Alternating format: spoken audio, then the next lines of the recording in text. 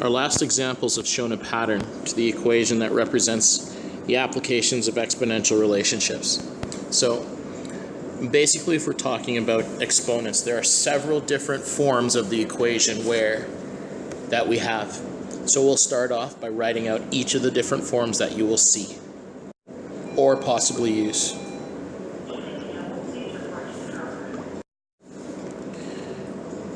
Y is equal to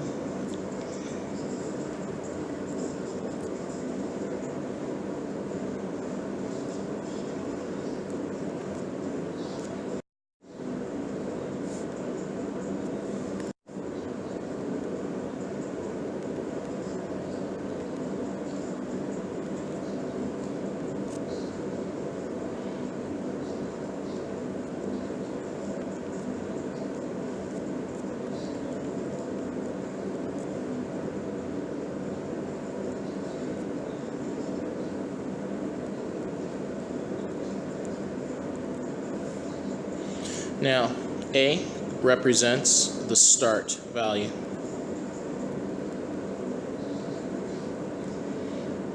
B represents the ratio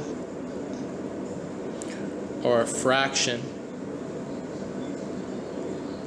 we increase or decrease by.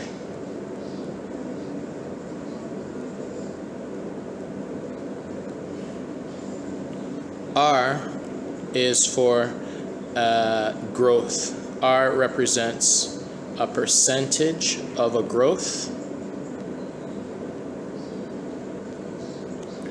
or decay that we see in our problems. And X represents time for most problems, and F represents the doubling time or halving time or decay time.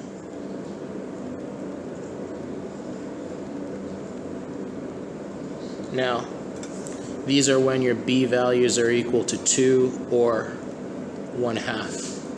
So these are dealing with exponential growth with doubling of bacteria over a certain amount of time, or a thing called half-life. These first two equations are usually used for either half-life problems or doubling time problems. Now, when we do that, we usually set up these equations where our starting value is the normal A value that we see in all of these, but our B value is either 2, 3, 4, or maybe a half. Now, this equation here is what we would use for doubling time. Let's say that I said that my doubling time was 6 minutes. My F value in this exponent would be 6. And then I could choose any time to go for X, and I'd know what my B value was. The moment you say doubling time, it would be 2. So now, let's talk about these equations here. These equations represent exponential growth and exponential decay. Now, when we have growth, we have an increase. So essentially, it's 1 plus whatever the rate is as a percent. For exponential decay, we have 1 minus R inside the bracket. And if you notice, this 1 minus R is just replacing our B value. So the 1 minus R is nothing more than kind of a ratio that you use to multiply or divide the fraction by, or shrink it by. Now, let's take another example for the B value. Let's do some calculations. So let's say that I wanted to say that something is growing by 5%.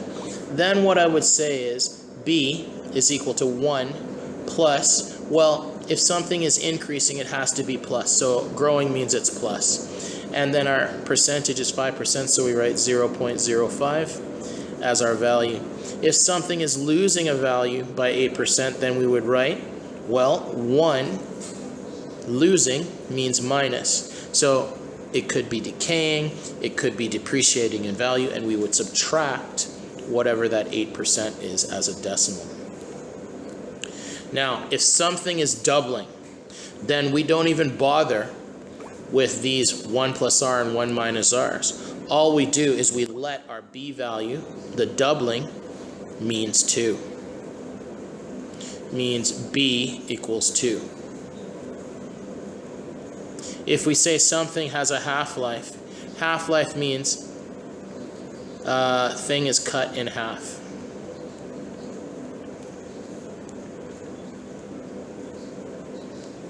So the b value in this case would be 2 again. Now let's continue on with some problems. In each of the following, we're going to write an equation, and we're going to make sure the variables are well defined. So by well defined, what we mean is we're actually going to state what x is and what y is. Now, an antique is purchased in 1990. Now, since it's 1990, this is my start year. All right, and it grows by a value of 3.25% each year. So we're going to use this basic equation. Y is equal to a 1 plus r to the x. Now, it would be a good idea for you to write down all of the equations that you had for exponents, and you look and pick and choose the best one.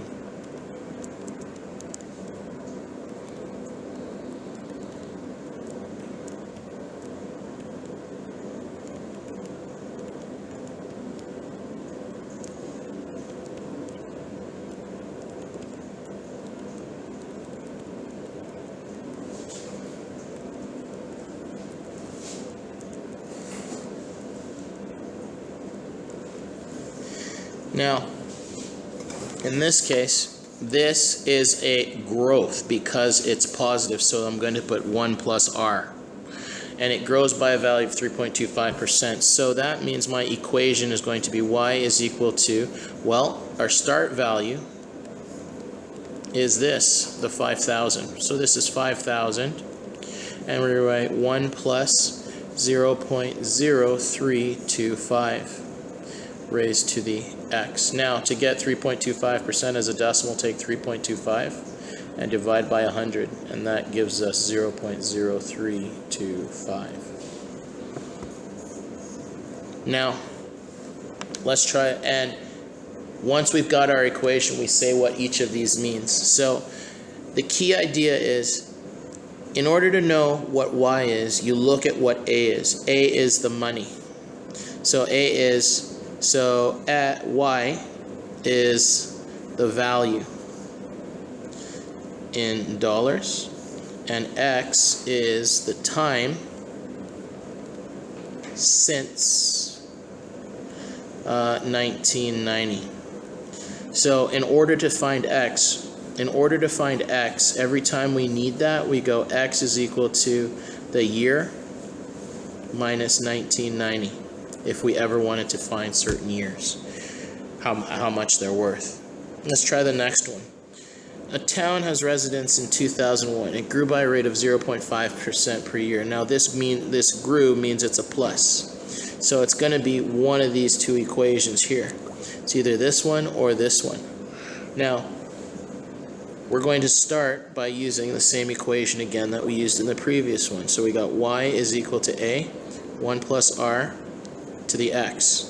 Now, in order to show this part here, we'll just substitute in. Now, this part here represents our start, and this part here represents our rate. So our equation is y is equal to, well, 2,500, which is our start value, times 1 plus 0.005 raised to the x. Now y is the number of people.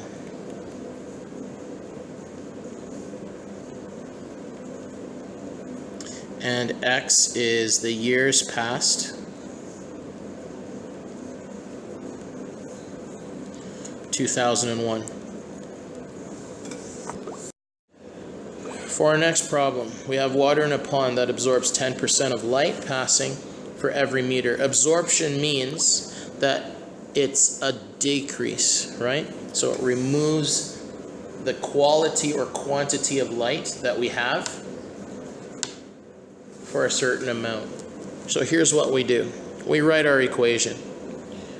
Y is equal to, well, our original amount. I'm always going to say, if I don't have an A value, we're going to have some interesting stuff going on. So now, if I don't have an A value, all I'm going to do is I'm going to let A equal 100 to represent 100% of the original light. And then we have 1 minus 0.10 to the x. And that is our basic equation where y represents the amount of light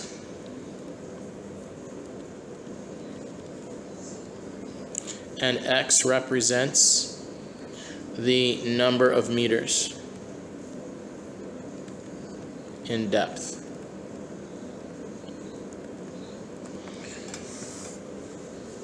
Now, I'll let you try these last two on your own. We'll see if you remember what you're going to do. Look at your equations at the top of the sheet and try to discern which one of those equations up top will do it. And then I'll show you. Pause it here and try. This problem here tells us right away that this is our start value. 500 is our start value. But notice it also says that they double every 3 hours. So this doesn't have anything to do with our percentage increase or decrease. So we can't use these equations that we have up at the top. We can't use this one or this one, but we can either use this or this. Now, this one tells me if I have it doubles, but it tells me that I have a certain amount of time that I double with. So that would be my F value. So we're going to go back and use this specific equation. So our equation for this is y is equal to a b raised to the x over f in brackets, which really means we have y is equal to our start value is 500, and we're doubling, and we are raising everything to the power of x over 3. And that is our basic equation, where y is the number of bacteria and x represents the hours. Radioactive strontium has a half-life of 29 years. We'll use that same equation that we used before because it says it's a half-life. Let's use this one. So we get y is equal to a b to the x over f. Thanks.